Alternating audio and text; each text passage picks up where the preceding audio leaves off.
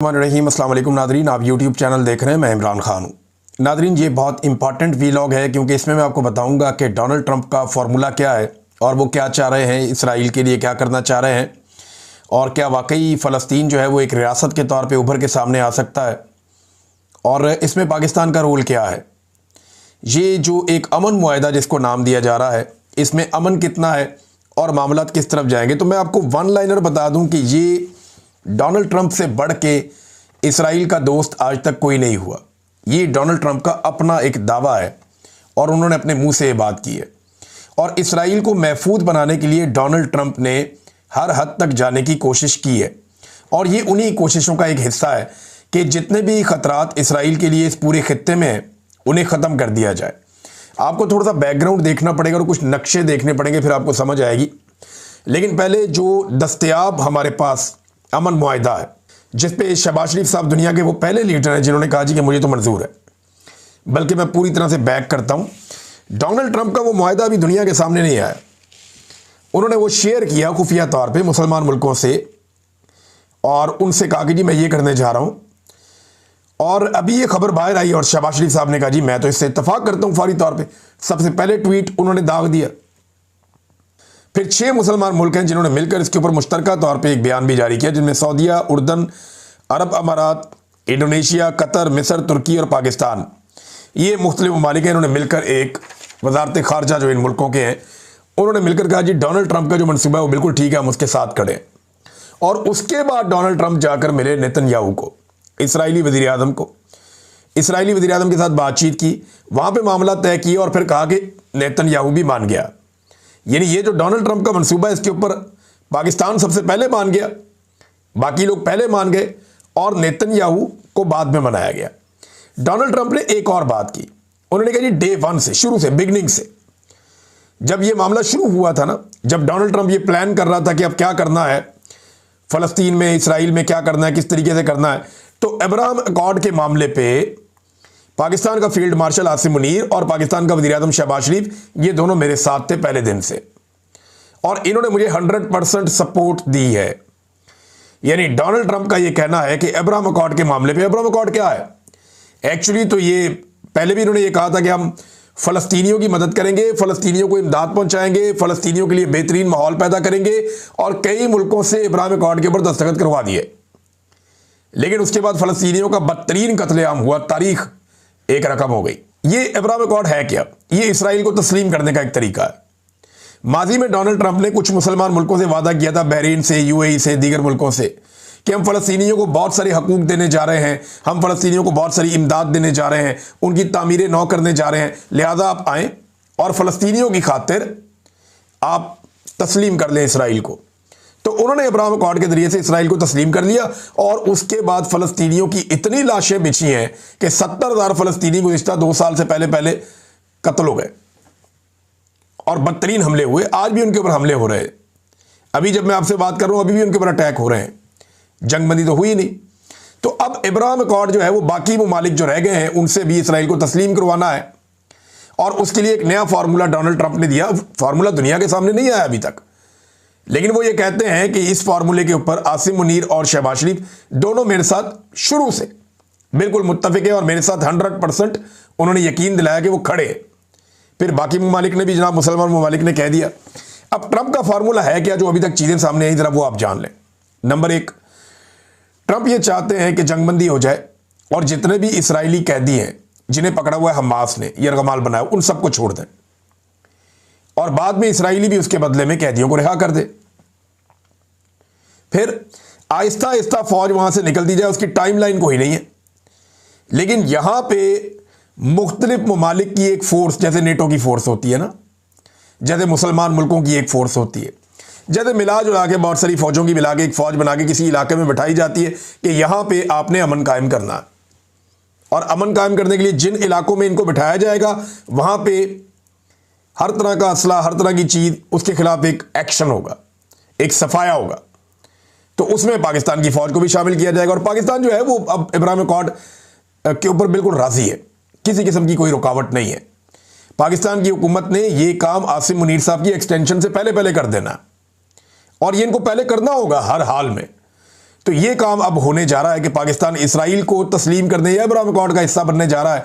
Simple अगर आप ये कहें तो कान को इधर से पकड़ लें या इधर से पकड़ लें, ये पाकिस्तान करने जा रहा है। मामला ट्रंप का नहीं, ट्रंप ने वही किया जो शुरू से करता चला आ रहा है और वो अपने मुंह से कहता है कि मैं ये करूंगा। नेतन्याहू ने जो किया वो अपने मुंह से कहता है मैंने करना है, मैं करूंगा। मामला पाकिस्तान की दोगली मिलिट्री एस्टेब्लिशमेंट का, पाकिस्तान के दोगले सियासतदानों का और दोगले मौलवियों का है। इन्होंने कौम को हमेशा चूरन कोई और बेचा। मैं एक दफा गया एसएसजी कमांडोज की ट्रेनिंग को कवर करने के लिए, मैंने कहा देखूं ये ट्रेनिंग कैसे करते हैं। तो इन्होंने कहा जी बड़ी सख्त ट्रेनिंग होती है। मैंने कहा देखते हैं, लोगों को भी दिखाते हैं। मैंने प्रोग्राम किया, बड़ा मशहूर हुआ वो प्रोग्राम। तो वहां पे ना एक पत्थर लगा हुआ था बहुत बड़ा, जहां से कमांडो अपनी ट्रेनिंग शुरू करते हैं। तो उसमें जनाब कुछ नाम लिखे हुए थे मुल्कों के, शहरों के। तो एक नाम उसके अंदर दिल्ली का लिखा हुआ था, एक लिखा हुआ था श्रीनगर का, एक लिखा हुआ था यरूशलेम का। तो मैंने उनसे पूछा, वहां जो कमांडोज थे जो ट्रेनिंग करवा रहे थे, मैंने कहा यार ये आपने नाम लिखे हुए हैं। उन्होंने कहा जी यहां तक कमांडोज ने जाना है, यानी दिल्ली में भी परचम लहराना है, पाकिस्तान का फतह करना है, और श्रीनगर भी हमने फतह करना है, कश्मीर बनेगा पाकिस्तान, और हमने यरूशलेम भी जाना है हमारी फौज ने, और वहां जाके फतह करना है। ये उन्होंने एसएसजी कमांडोज का जो ट्रेनिंग सेंटर है वहां पे शायद आज भी उस पत्थर पे लिखा हुआ हो। मेरे ख्याल में सुबह कमांडोज को चाहिए कि उठ के मिटा दें। अब किसी और तरीके से यरूशलेम जाना है, अब उस तरीके से नहीं जाना। तो अब मामला क्या है इसको जरा आप समझें कि डोनाल्ड ट्रंप बात कर रहे हैं गाजा की, और डोनाल्ड ट्रंप वहां पे एक नई अबूरी हुकूमत बनाने जा रहे हैं जिसकी सरबराही डोनाल्ड ट्रंप के पास होगी, और उसमें टॉनी ब्लेयर को भी शामिल किया जाएगा और दीगर कुछ मुसलमानों को भी छोटे मोटे मामलात में शामिल किया जाएगा। गजा की तामीर नौ की जाएगी, वहां से हर किस्म की दहशतगर्दी को खत्म किया जाएगा, जैसा कि हमास को दहशतगर्द कहते हैं या बाकी तंजीमों को, उन सबको वहां से हमेशा के लिए इसराइल के खिलाफ जितने खतरात हैं वो सारे वहां से हटाए जाएंगे। यही है अब्राहम अकॉर्ड। और उसके बाद जब तमाम शराइत पूरी हो जाएंगी 20 की 20, फिर आखिर में यह फैसला किया जाएगा कि अब यह सोचा जाएगा, ये उसमें लिखा हुआ है कि सोचेंगे कि इसराइल को, फलस्तीन को रियासत के तौर पे तस्लीम करना है या क्या करना है। इसके ऊपर जो है वो एंड में एक कंडीशन है, ये भी मशरूत तौर पे है कि फलस्तीन को रियासत के तौर पे तस्लीम करना है या नहीं करना, क्या करना है, ये जनाब वो एंड के ऊपर आके करेंगे। इसमें एक ये भी डोनाल्ड ट्रंप ने अपने मुंह से कह दिया कि मैंने नेतन्याहू को कह दिया कि अगर कोई एक नुक्ता भी पूरा ना हो या उसकी खिलाफ वर्जी हो तो ताकत का भरपूर इस्तेमाल करके, अपनी मनमानी करके जो फैसला उसका है उसको हासिल करे, या जो वो करना चाहता है उसको हासिल कर ले। ये डोनाल्ड ट्रंप ने कहा। मैं एग्जैक्ट आपको बता दूं, अगर किसी ने किसी एक नुक्ते की खिलाफवर्जी की तो फिर वो अपनी मनमानी करने और बेरहम ताकत का इस्तेमाल करके अपने मकासद हासिल करने में नेतन्याहू हक बजानिब होगा। ये भी डोनाल्ड ट्रंप ने कह दिया। तो ये है नाजरीन वो मामला जो वहां पे होने जा रहा है। पाकिस्तान अब अब्राहम अकॉर्ड का हिस्सा बनने जा रहा है और पाकिस्तान ने इसको बड़ा वेलकम किया है। पाकिस्तान के अंदर जितने लोग चूरन बेचते थे सारे ही चुप हैं। देखिए इमरान खान साहब का एक स्टेटमेंट निकाल के सामने रखा जा रहा है बार बार, और यह कहा जा रहा है कि इमरान खान ने 2 स्टेट सोल्यूशन की बात की थी।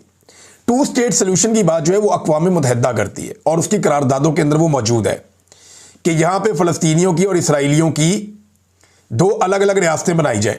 ये बात अरब ममालिक भी करते हैं। और इमरान खान साहब ने जो 2 स्टेट सोल्यूशन की बात की थी वो छोटा सा क्लिप निकाल के चलाते हैं, उसके अंदर पूरे को निकाल के सुने, और वो जो इमरान खान बार बार कहते थे वो निकाल के सुने। इमरान खान ने कहा था कि 1967 से पहले वाले जो बॉर्डर थे वहां पे चले जाओ, और 1967 से पहले वाले जो बॉर्डर थे ना उनमें यरूशलेम का एक बड़ा हिस्सा और पूरा वेस्ट बैंक उर्दन में था। उनमें गोलान हाइट्स जो है वो सारी की सारी किसके पास थी, वो उधर ऊपर शाम के पास थी। उसमें गजा बिल्कुल एक अपना अलग आज़ाद खित्ता था और उसके साथ बहुत सारे एरियाज फ़लस्तीनियों के पास थे। ये था 1967 से पहले का फ़लस्तीन और इसराइल 2 अलग अलग रियासतें, ये 2 अलग अलग जगह थी। और अक़वाम मुत्तहिदा की बाकायदा एक अपनी एक करारदाद के तहत अक़वाम मुत्तहिदा ने इसको 1948 से पहले ये यरूशलेम को उन्होंने एक अलग पूरा शहर बना दिया था और उन्होंने कहा था जी ये अब अक़वाम मुत्तहिदा के कंट्रोल में रहेगा। लेकिन 4 जगह है इस वक्त, ये खाली गजा की बात नहीं हो रही। ट्रंप ने इस सारे मामले को गजा पे महदूद कर दिया है। फ़लस्तीन जो है वो खाली गजा नहीं है, ये आपको धोखा दिया जा रहा है। फ़लस्तीन खाली गजा नहीं है, गजा बहुत बड़ा है, इसमें 4 मुतनाज़ इलाके हैं। नंबर 1 जो मुतनाज़ एरिया है वो है जी वेस्ट बैंक का। ये बहुत बड़ा इलाका है, गजा से बहुत बड़ा है। ये नक्शा आप देख लें, इसमें आपको ये नजर आ रहा होगा वेस्ट बैंक का इलाका। अच्छा, ये जो दूसरा एरिया जो मुतनाज़ है वो है ईस्ट जेरूशलम का। जेरूशलम जो है ये वो शहर है जहां पे सारे मुकद्दस मकामात हैं, और इस शहर के अंदर, जेरूशलम शहर के अंदर, इसके 2 हिस्से हो गए थे। एक ईस्ट यरूशलेम था और एक वेस्ट यरूशलेम था। जो ईस्ट यरूशलेम था ना, वो था मुसलमानों के कंट्रोल में, और ये जो ईस्ट यरूशलेम है इसमें तमाम मुकद्दस मकामात हैं तीनों मज़ाहिब के मानने वालों के, यानी मस्जिद अक्सा भी इसमें है जो मुसलमानों का मुकद्दस मकाम है, इसमें दीवार गिरिया भी है जो यहूदियों का मुकद्दस मकाम है, और इसमें होली चर्च ऑफ सेफोकर भी है, ये ईसाइयों का एक मुकद्दस मकाम है। तो ये तीनों के अलग अलग मुकद्दस मकामात यहाँ पे हैं, और यहाँ पे 4 क्वार्टर्स भी हैं यरूशलेम के सेंटर में। ये टोटल एरिया बहुत थोड़ा सा 1 मील से भी कम का बनता है। इसमें जो जितना जितना रकबा सबके पास है मैं आपको बता देता हूँ।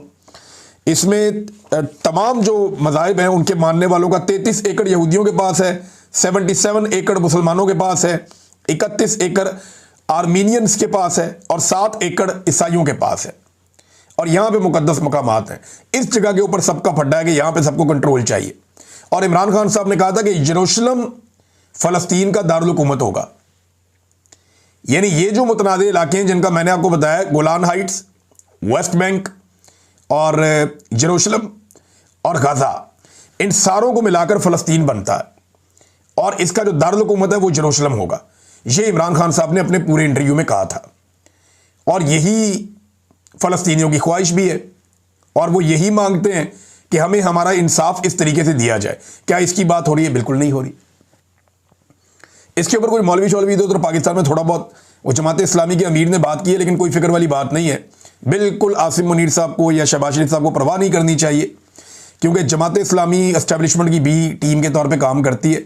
अगर उन्होंने कोई एहतजाज किया भी तो वो एस्टेब्लिशमेंट की ईमा के ऊपर उनको फेस सेविंग मिलेगी कि आप छोटा मोटा कर लें, क्योंकि इससे ज़रा थोड़ा ट्रंप के सामने हीरो बनने का मौका भी मिल सकता है एस्टेब्लिशमेंट को कि देखिए जी हमारे मुल्क में एहतजाज हो रहा है, लोग निकल रहे हैं, इसके बावजूद हम आज आपके साथ खड़े हैं, हम कुर्बानी दे रहे हैं आपके लिए, इतना मुश्किल हमने स्टांस लिया है, तो उससे और फ़ायदा होगा एस्टेब्लिशमेंट को।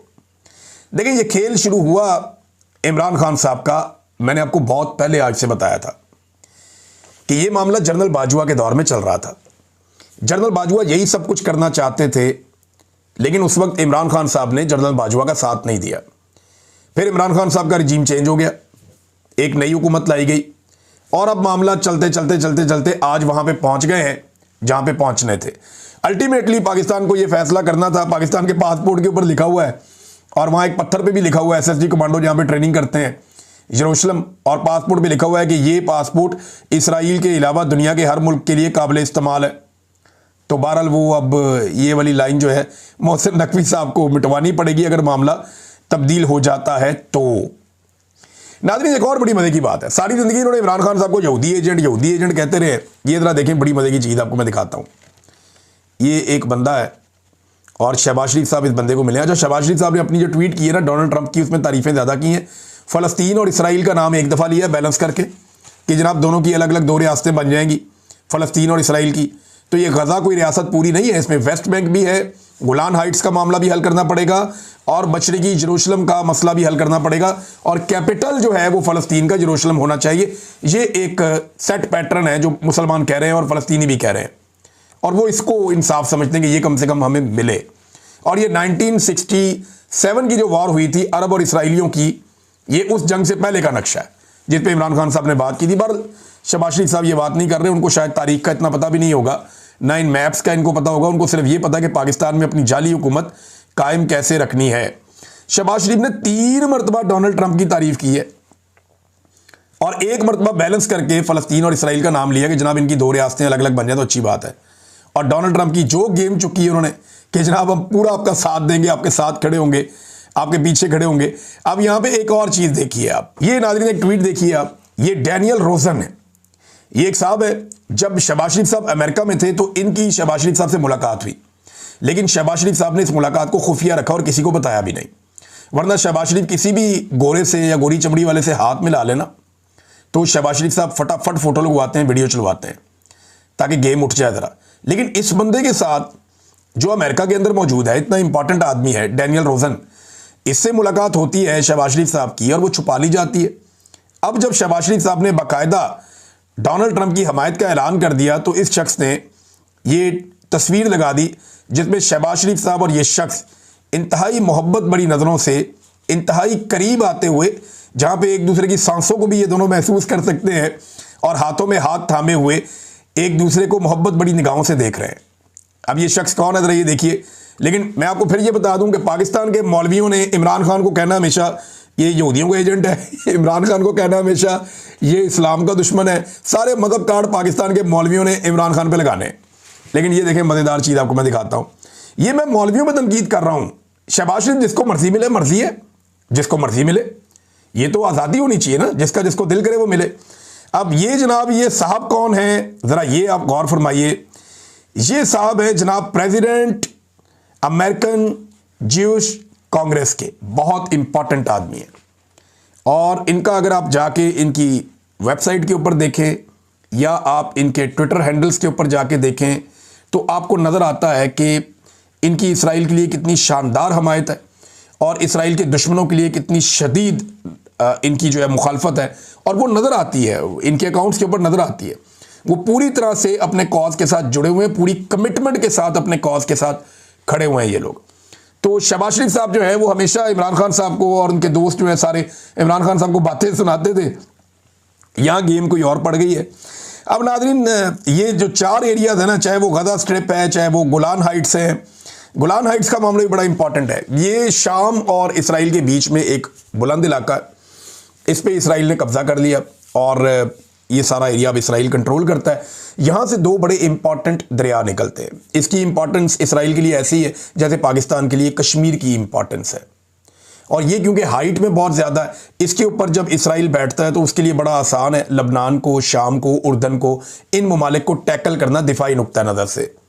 और इस गोलान हाइट्स के लिए और यहाँ पे अपना कंट्रोल रखने के लिए इसराइल ने लगभग 400 अटैक किए शाम के ऊपर और उनकी तमाम इंस्टॉलेशंस जिनके अंदर S-300 का बड़ा ज़बरदस्त रूसी दिफाई निज़ाम था वो भी तबाह किया।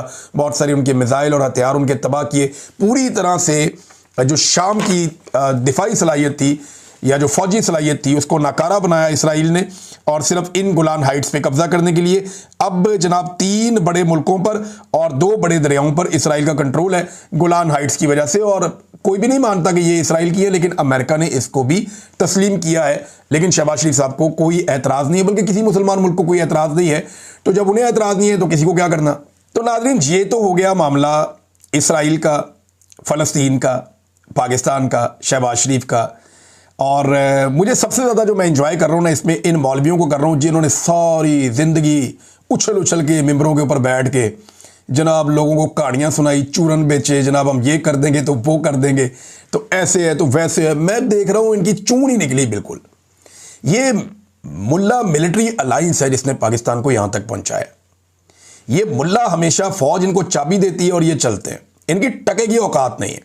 इनमें कोई मौलवी नहीं बोलेगा आप खातिर जमा रखें और मेरी हुकूमत से गुजारिश है कि बेफिक्र हो गए जो वो करना चाहते हैं करें, ये मौलवी नहीं बोलते। और इमरान खान के बारे में मैंने को क्लियर कर दिया कि उन्होंने जो 2 रियासती सोल्यूशन की बात की थी वो 1967 की पोजीशन की बात कर रहे थे कि उससे पहले जो जहां था वो वहां चला जाए और यरूशलेम जो है वो कैपिटल होना चाहिए फ़लस्तीन का। ये इमरान खान साहब ने कहा था। अधूरी बात सुना के लोगों को आप गुमराह ना करें।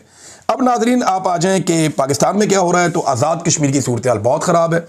लोग सड़कों पे आके बैठ गए, रियासत ने गोली चला के देख ली, वहाँ पे तशद्दुद करके देख लिया, गिरफ्तारियाँ करके देख ली, लोगों को हरासा करके देख लिया, लेकिन इसके बावजूद लोग रात भर सड़कों पे बैठे रहे। ख़वातीन घरों से खाने पका के भेज रही हैं, लोग सड़कों पे बैठे हुए हैं। वो कहते हैं जी अपने हकूक़ लेकर हम उठेंगे। ख़ास तौर पे जो एस्टेब्लिशमेंट का कंट्रोल है आज़ाद कश्मीर की सियासत पे और पार्लिमान पे और वहाँ के निज़ाम हुकूमत के ऊपर, वो कहते हैं जी वो कंट्रोल हमने ख़त्म करना है। अवामी मुंतखब नुमाइंदे अवाम के मुस्तकबिल का फ़ैसला करेंगे और वही ठीक फ़ैसला होगा। अब ये जनाब वहाँ पे मामला फंस गया। जो 3 एंट्री पॉइंट्स हैं, जो मेन एक कोहाला वाला है, एक कोटा की तरफ से एक आता है, ये एबटाबाद वाला एक, ये जो 3 एंट्री पॉइंट्स हैं मेन जो आज़ाद कश्मीर के अंदर एंटर होते हैं, उन तीनों एंट्री पॉइंट्स को वहां पे बंद कर दिया है आज़ाद कश्मीर के शहरियों ने। और उनका दावा है कि आज दिन के वक्त मजीद बड़ी तादाद में लोग जाएंगे और मुकम्मल तौर पे एंट्री और एग्जिट जो आज़ाद कश्मीर की उसको बंद कर दिया जाएगा। और जब तक मुतालबात तस्लीम नहीं किए जाते तब तक वो पीछे नहीं हटेंगे। वैसे आफरीन है कश्मीरियों पे, बड़े मजबूत लोग हैं और इनकी यकजहती और इनका आपस में इकट्ठे रहना यही इनकी ताकत है।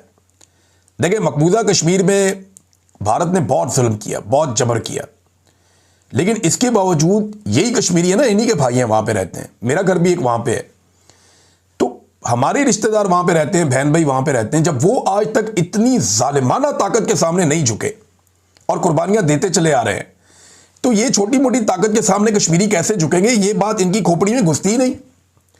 आप कश्मीरियों को प्यार से मना सकते हैं, मिन्नत तरला करके बैठ के उनके साथ बात कर सकते हैं, लॉजिक के ऊपर, दलील के ऊपर उनके साथ आप बैठ के बात कर सकते हैं। आप उनको डंडे से नहीं मना सकते। आप उन्हें डंडे से मनाएंगे वो बिगड़ जाएंगे। ये मैंने आपको बताया था। देखिए, मैं एक कश्मीर का आदमी हूं ना, मैं ये नहीं कहता कि हमारे पास कुछ सुपर पावर है, लेकिन भाई सीधी सी बात, हम बहुत शरीफ लोग हैं।